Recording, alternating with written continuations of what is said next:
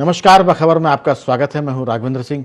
आज हम बात करेंगे सरकार की सौगात और खुशियों की बरसात। अब ये है किसके लिए? दरअसल ये उन लोगों के लिए है जिनकी वजह से ना तो सरकार का काम चलता है और न जनता का। सरकारी कर्मचारी और अफसर अगर ये खुश ना हो तो फिर सरकार का भी बंटा ढार है और फिर जनता का तो बेड़ा पार हो नहीं सकता।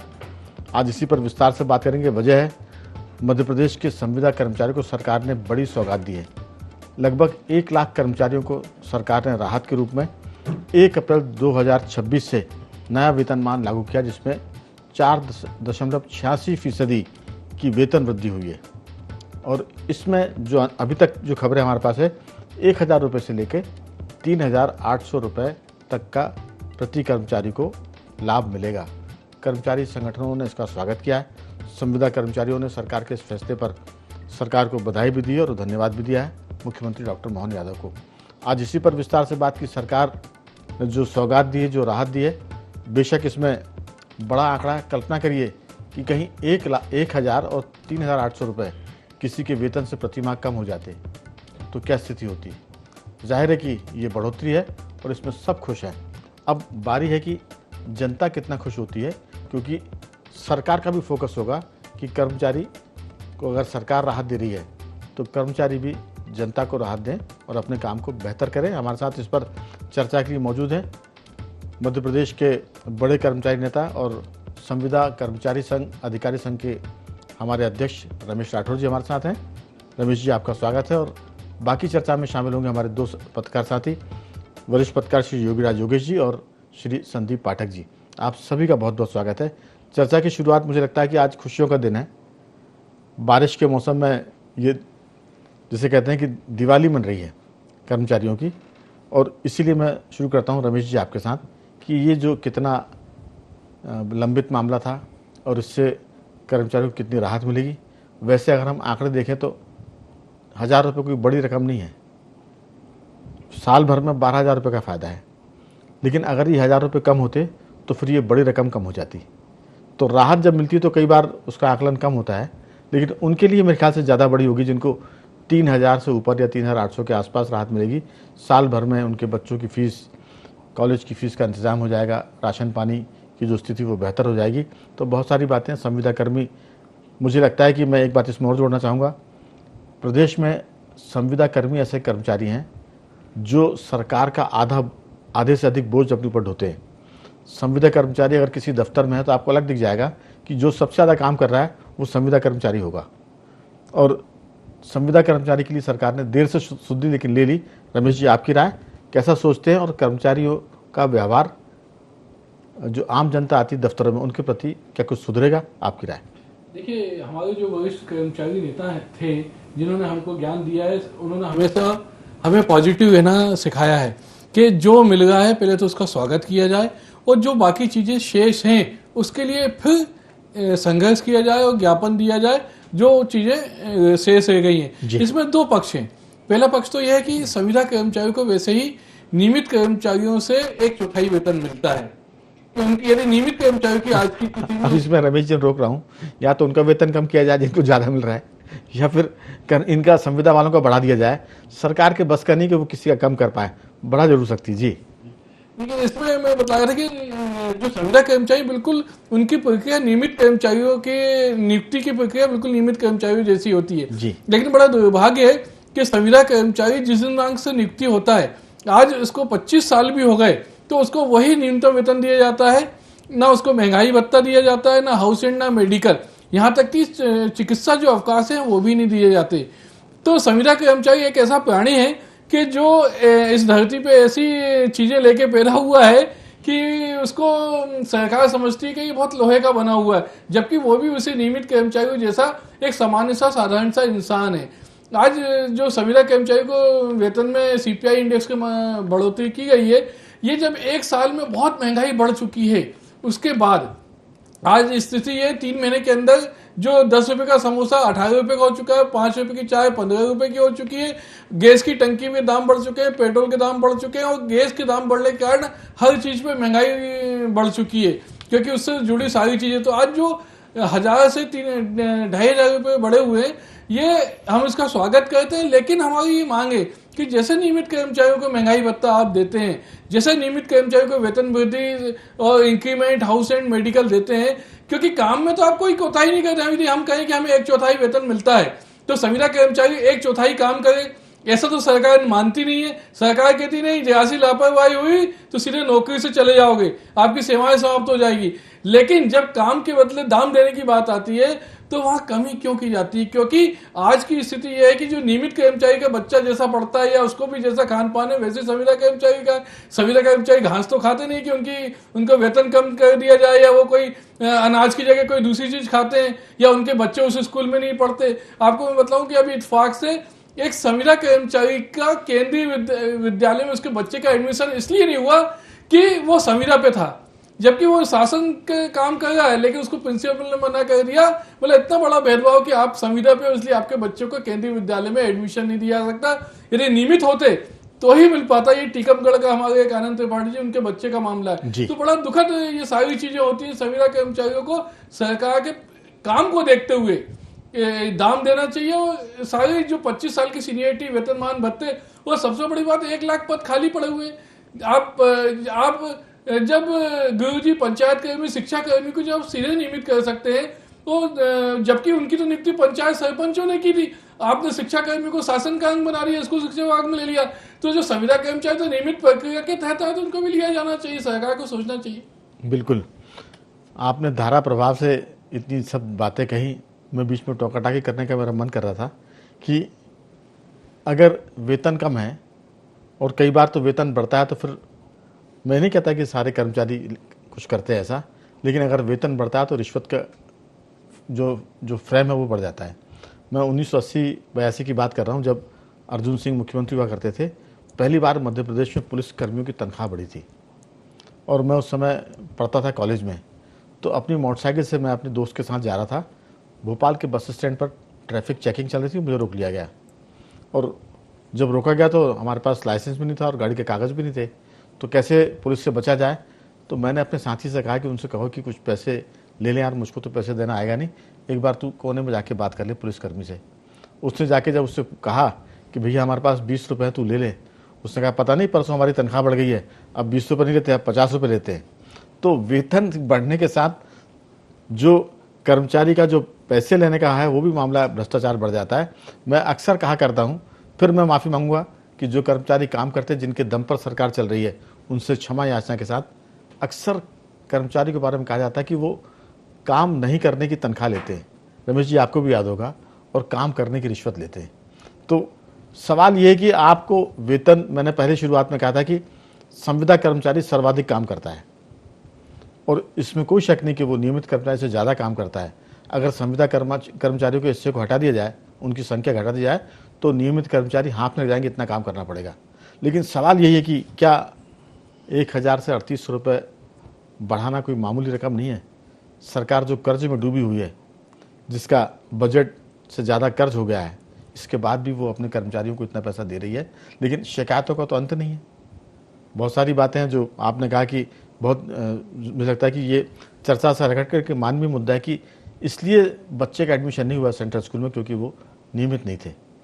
अगर सरकार ये बात सुन रही तो ज़रूर इस बात का व्यवस्था करे कि जो संविदा कर्मी हैं उनके बच्चे भी सेंट्रल स्कूल या बाकी स्कूलों में भर्ती हों जहां नियमित कर्मचारी भी भर्ती होते हैं। लेकिन मेरा सवाल आपसे वही रहेगा कि गरीबी में गीला आटा सरकार का, अगर 3800 रुपये महीना बढ़ रहा है तो शुक्रिया अदा करें। और काम काज के मामले में आप तो वैसे बहुत काम करते हैं संविदा कर्मी, थोड़ा सा और आगे बढ़े ताकि जो आम जनता है उसकी सहानुभूति आपके प्रति रहे। आप जनता के हीरो लोगों में हैं, संविदा कर्मी इतना काम करते हैं। संदीप जी, आपकी राय कि ये जो सारा मामला है, कर्ज में डूबी सरकार ने इतने पैसे बढ़ाए हैं, इसमें कोई शक नहीं कि कोई एहसान नहीं है, क्योंकि 10 रुपये की चाय 15 में हो गई है, 15 रुपये का समोसा 18 और 20 रुपये में हो गया, तो ऐसे में लेकिन फिर भी बढ़ाया है। आम जनता को तो ये भी मैसर नहीं है कि उसको इस बात की राहत मिल जाए कि चीज़ें महंगी हो गई तो वो अपने कहीं प्राइवेट सेक्टर में काम कर रहा हो तो पैसे बढ़वा सके, या किसान अपनी गेहूं को इसलिए महंगा नहीं बेच सकता कि भैया सब जगह महंगाई हो गई तो मेरा भी गेहूं जो है वो अब 4000 रुपये प्रति कुंटल बिके। तो अपने देश में ऐसे बहुत से लोग हैं जो कर्मचारियों के अलावा भारी संघर्ष कर रहे हैं। कर्मचारियों को तो अपन अक्सर कहते हैं ना कि सरकार के दामाद हैं।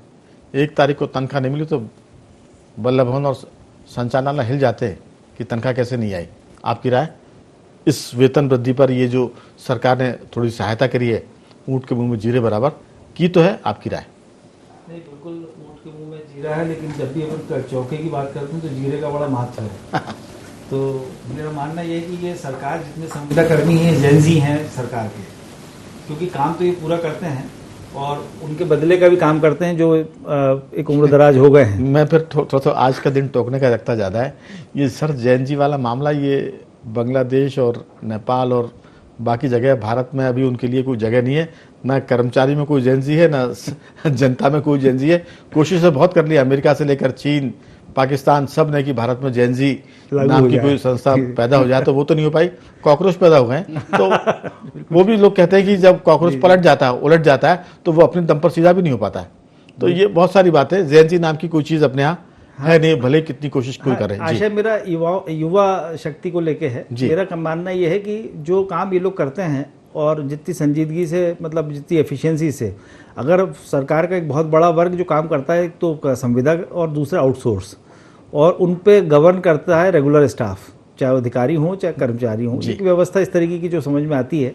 लेकिन बात यह है कि अगर हम ये देखें कि जब नेतृत्व किसी संगठन का काम करता है, तो वो जितना मुतमईन अपनी बात को करने में, अपने संगठन, अपने कर्मचारियों के हितों की बात करता है, क्योंकि आखिरकार वो भी कहीं ना कहीं संविदा कर्मी नियुक्त होने के पहले समाज का ही उस वर्ग का हिस्सा है जहाँ नौकरी नहीं थी। तो यदि वो उसकी भी फिक्र करते हुए, और यदि थोड़ा सा भी अगर अपने संगठन में इस बात का करे कि भाई आप जहाँ जहाँ हो, कम से कम इस बात का तो प्रमाण हो कि वहाँ की व्यवस्थाएं ठीक चल रही हैं, और कितने लोगों को आपने निदान दिया है, कितनी लाइनों को कम किया आपने, जो मतलब काम करने के लिए आज, चाहे अस्पताल की बात कर लो, चाहे तहसील की बात कर लो, हर जगह आउटसोर्स भी हैं, लाइन इतनी लंबी है, काम करने वाले लोग नहीं हैं, और उसके बाद ये स्थितियां बनी हुई हैं। लेकिन पैसे का काम पैसा करता है, क्योंकि सबकी एक अपेक्षाएं तो होती हैं, और ये स्वागत योग्य है। भले ही ऊँट के मुँह में जीरे जैसी बात है। एक खासतौर पर इन्होंने बिजली विभाग में शायद 3800 रुपये के आसपास का बढ़ रहा है, बाकी लोगों का कम है।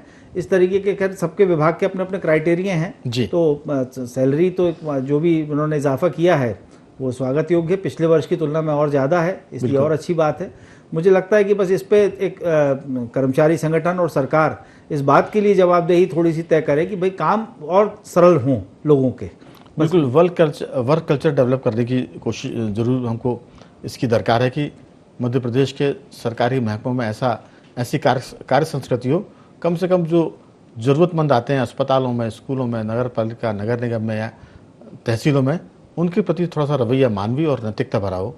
पैसे, गलत काम अगर वो करवा रहा तो आप पैसे लेने के लिए तर्क दे सकते हैं, लेकिन सीधे काम भी अगर आप गलियों में घुमा के करेंगे तो फिर वेतन बढ़े ना बढ़े, बद्दुआओं का खाता आपका जरूर बढ़ जाएगा, और वो बद्दुआएं परिवार को बहुत मुश्किल में डालती हैं। तुरंत तो उसका नहीं दिखता असर, लेकिन बाद में देखिए कि बच्चे बिगड़ जाते हैं, बीमारियां लग जाती हैं, बहुत सारी बातें होती हैं। लेकिन सवाल है कि जो फ़ायदा हुआ उसमें बता दूं कि बिजली विभाग का आपने जिक्र किया, करीब 4500 संविदाकर्मी उनको लाभ होगा। सहायक यंत्री जो है उनको 3800 रुपये, 3800 रुपये का लाभ मिलेगा। जूनियर इंजीनियरों को 2200 रुपये का लाभ मिलेगा इसमें, और जूनियर असिस्टेंटों को 1650 रुपये प्रतिमाह का लाभ मिलेगा, और लाइन या जो असिस्टेंट होते हैं उनको भी 1400 रुपये की बढ़ोतरी होगी। तो कुल मिलाकर हम ये नहीं कह रहे हैं कि कोई बहुत, लेकिन ज़रूरत की चीज़ों में थोड़ा सा ज़रूर फ़र्क पड़ेगा। और रमेश जी ने कहा था कि काम और दाम की बात की थी, तो योगी राज जी, दरअसल सवाल ये है कि काम जितना आप कर रहे हैं उसके दाम आपको मिलें। प्राइवेट सेक्टर से अगर आप सरकार की तुलना करेंगे तो प्राइवेट सेक्टर में तो अब नौकरियां सरकार के पास नहीं बची। सरकार बहुत सारे काम प्राइवेट सेक्टर को दे रही है। उस तुलना में संविदाकर्मी भी मुझे लगता है कि सम्मान से ऑफिस जाते हैं, ऐसा नहीं कि वहाँ उनसे कोई दुर्व्यवहार होता होगा। प्राइवेट नौकरी में तो ये है कि सुबह आप आइए, शाम को वो कह देंगे कल से मत आना। संविदा में भी ऐसा कह सकते हैं, लेकिन आपका संगठन इतना मजबूत है रमेश जी कि किसी भी अधिकारी और सरकार की ये हैसियत नहीं कि वो कह दे कि कल से मत आना, क्योंकि आपका नेतृत्व मजबूत है, उसी के चलते ये आपको सौगात मिली है। आपकी राय, काम को देखते हुए दाम तो ठीक है, लेकिन दाम को देखते हुए भी काम होना चाहिए। अगर दाम ठीक मिल रहे हैं, संविदाकर्मी को जरूर कम मिल रहे हैं, लेकिन सरकारी जो नियमित कर्मचारी है उनको तो सरकार भरपूर दाम दे रही है, लेकिन उनको भी फिर काम करना चाहिए। क्योंकि ऐसा नहीं है कि संविदा के लिए अलग फार्मूला है कि जितना दाम उतना काम, और जो नियमित है उनके लिए अलग फार्मूला है कि हम काम तो अपने हिसाब से करेंगे और दाम भी अपने हिसाब से लेंगे। आपकी राय? असल में क्या है कि इतनी सारी विसंगतियां हैं कर्मचारियों को लेकर जी। अपने देश में कि एक तो तमाम तरह के अलग अलग नाम के कर्मचारी बिल्कुल ठीक मौजूद कह रहे हैं हैं। यहाँ। कोई संविदा है, कोई दैनिक वेतन भोगी हैं, कोई आउटसोर्स है। आउटसोर्स पे चल रहे हैं। तो ये जो सारी जो प्रथाएं शुरू हुई हैं, इन सब प्रथाओं पर विराम लगना चाहिए और एक केडर हो, एक बार नियुक्ति हो, सबको समान वेतन आप मिले और फिर आप सबसे समान काम की बात करें। और इस बात से बिल्कुल निश्चित तौर पर मैं इत्तेफाक रखता हूँ कि काम के मामले में फिर कोताही नहीं होनी चाहिए। हमने देखा वल्लभ भवन का मामला, जितने सरकार के 3 बड़े भवन हैं वहाँ 10 साढ़े 10 का समय है वहाँ पहुँचने का, लेकिन कितने कर्मचारी वहाँ टाइम पे पहुँच पाते हैं। फिर 1 बजे लंच होगा और मालूम पड़ा कि लंच के आधे घंटे पहले से भूमिका बनना शुरू हो जाएगी, फिर 1 घंटे का लंच और फिर 4-5 बजे वो वापस कुर्सी पर जाते हैं। तो कुल मिला के 2 या 3 घंटे काम हो पा रहा है। ये भी एक उसका दूसरा पहलू है जी। और इसका सबसे ज़्यादा लाभ कौन ले रहा है? जो नियमित कर्मचारी है। संविदा कर्मचारियों को तो वो ये मान के चलते हैं कि सरकार के कर्मचारी नहीं, हमारे अपने कर्मचारी, ये हमने रखे हुए हैं इनके, ये हमारा काम करें, हम तो रेगुलर हैं और हमको तो तनख्वाह मिल रही है। अब आप संविदा पे आए हो तो आप अपना काम तो करो, हम जो कह रहे हैं वो काम भी करो। तो ये जो दो तरफा मार पड़ती है बेचारे सीधे साधे और जो टेम्परेरी नहीं उन कर्मचारी पर, इस पर भी विराम लगना चाहिए। काम के मामले में पूरी ईमानदारी होना चाहिए, चाहे वो चपरासी से हो, चाहे चीफ मिनिस्टर हो, और चाहे वो संविदा पे हो, चाहे रेगुलर हो। लेकिन ये जो विसंगति है वेतन की जी। वो तुरंत दूर होनी चाहिए। ये भाव नहीं आना चाहिए कि निश्चित तौर पर ये कितना एक बुरा भाव है कि वही काम एक संविदा कर्मी कर रहा है, वही काम एक नियमित कर्मचारी कर रहा है, लेकिन वेतन में जमीन आसमान का अंतर। वेतन में अंतर हो तो भी ठीक है, वो जो आपका जो व्यवहार है उसमें भी अंतर है, उसमें जो भेदभाव है, जो सम्मान को ठेस बार बार पहुंचती है। एक दिन में 8 घंटे की ड्यूटी में 16 बार उसके सम्मान को ठेस पहुंचती है। बिल्कुल। साहब आप संविदा कर्मचारी हो या आप ठेके पे लगाए कर्मचारी हो। तो अब ये सम्मान का सवाल है कि आप एक तो कर्मचारी काम कर रहा है, दूसरा रोज आप उसको हतोत्साहित कर रहे हैं, ज़रूरत से ज़्यादा उससे काम ले रहे हैं। तो सरकार को इस दिशा में भी सोचना चाहिए। और जहाँ तक भ्रष्टाचार की आपने बात की, ये ज़ीरो टॉलरेंस होना चाहिए सभी के लिए, क्योंकि ये कोई ज़रूरी नहीं कि आपको भरपूर पैसा मिले तभी आप भ्रष्टाचार बंद करेंगे। ये एक नैतिकता का भी मामला है। बिल्कुल। एक हमारे यहाँ 4th क्लास का कर्मचारी भी एक आदर्श उदाहरण प्रस्तुत करता है और एक हाईली पोस्टेड आदमी भी एक आदर्श उदाहरण पेश कर सकता है।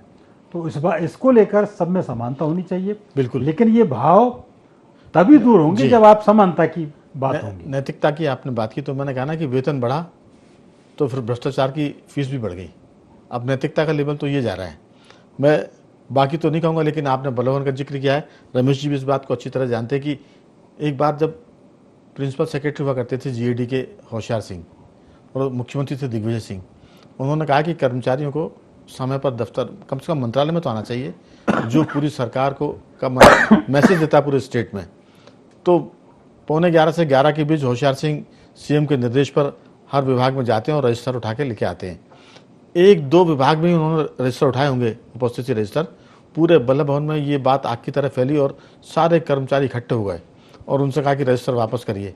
जब उन्होंने रजिस्टर वापस नहीं किए कि भाई 11:15 बजे तक जिनके साइन होंगे उनकी अटेंडेंस, उसके बाद के जो लोग होंगे उनकी या तो आधे दिन की छुट्टी या फिर एब्सेंट। कर्मचारियों ने घेर कर उनको, उस समय कैंटीन नीचे हुआ करती थी, वहाँ उनको ले गया और एक तरह से बंधक बना लिया। मैं उस घटना का गवाह था, मैं तब वहाँ रिपोर्टिंग करता था वल्लभ भवन की। बड़ी मुश्किल से मामला सुलझा, रजिस्टर वापस हुए और कुल मिला के मंत्रालय में ये नियम नहीं चल पाया कि 10:30 पर आप आएंगे और 11 बजे के बाद आते हैं तो आपका हाफ डे हो जाएगा और नहीं तो रजिस्टर उठा के प्रिंसिपल सेक्रेटरी ले जाएंगे। ये इस किस्म का जब मामला होता ना रमेश जी, तो फिर कर्मचारी जनता के बीच में विलन हो जाते हैं, क्योंकि वो कहते हैं कि सबसे ज़्यादा मजे यही करते हैं, कोरोना आ जाए, सूखा पड़ जाए, बारिश आ जाए, युद्ध हो जाए, वेतन बराबर चाहिए, नौकरी से निकाले नहीं जाएंगे। अभी कोरोना काल में देखिए आप, प्राइवेट सेक्टर में बहुत छटनी हो गई, छटनी नहीं हुई तो वेतन आधा हो गया। सरकारी कर्मचारी को एक आध बता दीजिए जिनकी तनख्वाह कम हुई हो या जिनको इसलिए नौकरी से निकाला गया कि कोरोना काल चल रहा हो। तो ऐसे में सबको सरकार के प्रति सद्भावना रखकर उतना काम करे कि सरकार की इज्जत पर धब्बा ना लगे। और फिर ऐसे में तो मैंने कहा कि संविदा कर्मी हीरो है, आउटसोर्स के कर्मचारी हीरो हैं, क्योंकि वो सुबह से लेकर रात तक काम करते हैं और वो जो नियमित कर्मचारी हैं वो मज़े करते हैं। तो वो मज़े करें, लेकिन जो आपने कहा योगराज जी ने कि हर दिन 8 घंटे में 16 घंटे उनको उनके मन को ठेस ना पहुंचे। आपकी राय राठौर जी? इस संबंध में मैं ये कहना चाहूँगा जी। कि जैसा आपने बतलाया, आप बहुत अच्छे मतलब कर्मचारियों के संबंध में काम को लेके जागरूकता फैलाते हैं, इसके लिए आपको बहुत बहुत धन्यवाद। जो कोविड काल की बात यहाँ हुई है उसमें जैसा कि आप मतलब बतलाया गया, तो लेकिन उस समय जो प्राइवेट कर्मचारी थे वो सब मैदान से बाहर थे। उस समय यदि एक कोई व्यक्ति काम कर रहा था तो चाहे वो स्वास्थ्य विभाग का अमला हो, चाहे बिजली विभाग का अमला हो, चाहे स्कूल शिक्षा विभाग का, वो केवल शासकीय कर्मचारी थे। वो उस समय भी उनका महंगाई भत्ता बंद कर दिया गया था क्योंकि वेतन मतलब उस समय क्राइसिस चल रहा था। तो जब वो तो बाद में मिल गया होगा, वो तो महंगाई भत्ता बंद नहीं किया होगा उन्होंने। उस समय बंद हो गया ना, लेकिन यदि मैदान में कोई था, यदि कोई सरकार कंधों पे डाल के यदि कोई किसी को लेके जा रहा था तो स्वास्थ्य विभाग का शासकीय अमला था, इसके अलावा बिजली विभाग का अमला था। ये बहुत सारे जो मैदानी फील्ड वाले डटे हुए थे, अपनी जान की परवाह करते हुए, ऐसे बहुत सारे थे जिसमें जिनको 50 लाख का मुआवजा भी नहीं मिल पाया, उनकी वो सेवा करते करते कोविड काल में चले गए। लेकिन आप बहरहाल आप बहुत अच्छे, ये है कि हर कर्मचारी को अपना बोध होना चाहिए और नियमित संविदा कर्मचारियों के साथ वैसे ही व्यवहार किया जाता है जैसे महात्मा गांधी जी के साथ साउथ अफ्रीका में अंग्रेज लोग करते थे। तो संविदा कर्मचारियों का बहुत बड़ा बात वेतन की नहीं है, बात है स्वाभिमान और सम्मान की। तो यह सम्मान भी कायम होना चाहिए। हम तो कहते हैं कि आप हमें जो वेतन मिल रहा है उसी पर नियमित कर दो, लेकिन नियमित कर दो जो हमारे साथ जो अपमान होता है कि भैया तुम संविदा पे हो, कलेक्टर बोलता है बैठक में संविदा पर इसको निकाल के बाहर कर दो, इसको सेवाएं समाप्त कर दो, वो तो बड़ा दुख होता है। सरकार जानती है कि जैसे नियमित करेंगे तो आपके सुर बदल जाएंगे, क्योंकि नियमित होते वो सारी सुविधाएं और सारे अधिकार हो जाएंगे जो नियमित कर्मचारी को हो। फिर आप कहेंगे कि अब हम नियमित हो गए, वेतन हमारा इनके बराबर किया जाए, ये विसंगति दूर की जाए। तो सरकार, मुझे लगता है कि एक बार हड़ताल हुई थी मध्य प्रदेश में, जब मध्य प्रदेश छत्तीसगढ़ दोनों इकट्ठे थे। नारायण प्रसाद शर्मा जी मध्य प्रदेश तृतीय कर्मचारी संघ के अध्यक्ष हुआ करते थे, तृतीय वर्ग कर्मचारी संघ के, और 3 दिन करीब वो हड़ताल चली थी। उसके बाद से सरकार ने तय किया कि कर्मचारी संगठनों को एक नहीं होने देंगे, और कर्मचारी संगठनों को एक ना होने देने के साथ उन्होंने ये तय किया कि अब सरकार सरकारी कर्मचारियों के बजाय प्राइवेट सेक्टर से काम कराएगी। सड़कें बनना प्राइवेट सेक्टर से शुरू हो गई थी, अस्पतालों की सफाई कर्मी का काम सरकार ने अपने हाथ से छोड़कर प्राइवेट सेक्टर को दे दिया था, क्योंकि उनको लगा कि ये लाइबिलिटी हो रहे हैं, सरकार के ऊपर बोझ बन रहे हैं। धीरे धीरे सारे काम तो नहीं, लेकिन बहुत सारे ज़रूरी काम अब निजी क्षेत्र में चले गए। और उसकी वजह ये क्योंकि सरकार का तजुर्बा अभी तक ठीक नहीं है कि जो सरकारी कर्मचारी है वो वेतन जितना लेते हैं उतना काम नहीं करते। और जब ऐसा नहीं होता तो फिर सरकार को लगता है कि सरकार 2 तरफ से पिटती है, वेतन भी ज़्यादा देती है और उनके काम की बेईमानी से सरकार को जनता में अपयश का शिकार भी होना पड़ता है, और उसका बदला उनको चुनाव में मिलता है। फिर या तो वो पार्टियां हारती हैं और फिर दूसरी सरकार आती है। आपकी राय संदीप जी कि मेरी बात से आप कितना सहमत हैं? कर्मचारियों की जहाँ तक बात है, हम बहुत संविदा कर्मी की प्रशंसा कर रहे हैं और कह रहे हैं कि हीरो हैं, लेकिन यही बात जो नियमित कर्मचारी है उनको भी काम के मामले में लानी चाहिए। ये बात देखने लायक है कि संविदा कर्मियों पे जो भार है काम का वो अपेक्षाकृत ज़्यादा है, लेकिन जब सरकार के पास खजाने में भी व्यवस्थाएं नहीं हैं और समुद्र की तरह सरकार है तो पूरी समुद्र का कानून अलग चलता है, क्योंकि उसको पैच पैच में काम करना पड़ेगा। तो वो हर वर्ग को एक साथ पूरे को तो खुश नहीं कर सकती।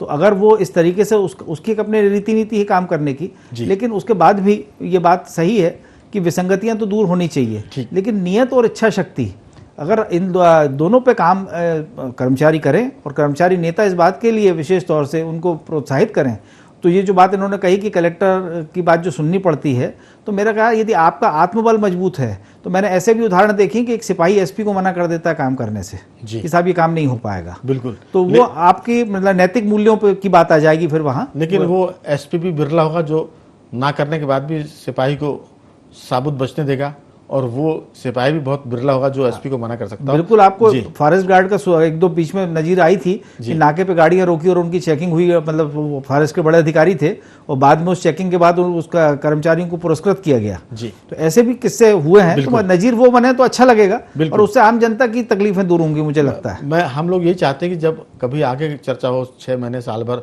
क्योंकि सुधार एकदम से नहीं आता, लेकिन हम इस बात की चर्चा करें कि अब कर्मचारी बहुत काम कर रहे हैं और जनता भी खुश है और बाकी लोग भी खुश है। लेकिन योगी राज जी, आप देखिए कि जब पीडब्ल्यूडी सड़क बनाता था तो सड़कों की क्वालिटी और सड़कों के बनाने की गति कितनी कम थी। जब अस्पतालों में सरकारी कर्मचारी सफाई करते थे तो सरकारी अस्पतालों में सफाई का लेवल क्या था।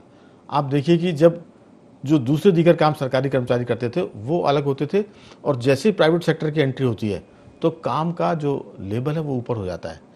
सड़क बनने की रफ्तार बढ़ गई, सफाई की स्थिति बेहतर हो गई।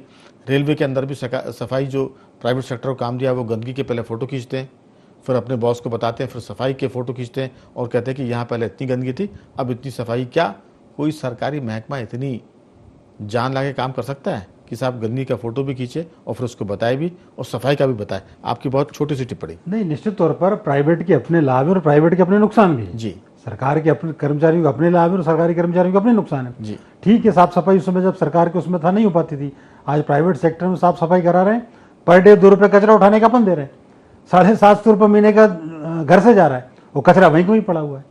ये प्राइवेट सेक्टर का ये भी एक अब वो नमूना है। 100 कामों में तो अपन हाँ, देखेंगे तो इसलिए चांद मैं कह रहा दाग हूं- निकल आएंगे। इसलिए मैं कह रहा हूँ सभी तरह के उदाहरण जी। हैं। लेकिन ये जो विसंगतियां हैं, ये विसंगतियां हर हाल में दूर होनी चाहिए। काम का एक वर्क कल्चर डेवलप होना चाहिए, टाइम टू टाइम वर्क होना चाहिए, उसके मुताबिक उसकी तनख्वाह होना चाहिए, इसमें बिल्कुल। कोई दो राय नहीं। लेकिन आप ये देखो, पिछले कुछ समय में ना तो वो कर्मचारी वैसे रहे, ना सरकार ने उन कर्मचारियों की एकता रहने दी। सारे कर्मचारी संगठन चरमरा के दब गए।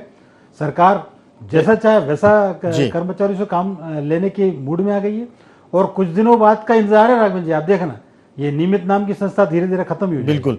तो सरकार जरूर सोचती कि वो बेहतर अपने हिसाब से काम कराए, लेकिन वही सरकार अपने हिसाब से काम करा पाती जिसको घोड़े पर सवारी करना आता हो। नहीं तो फिर हम लोग कहते हैं ना कि ये तो बेलगाम नौकरशाही है। तो कुल मिलाकर खुशियों की बरसात हो रही है। संविदा कर्मियों को बहुत बधाई।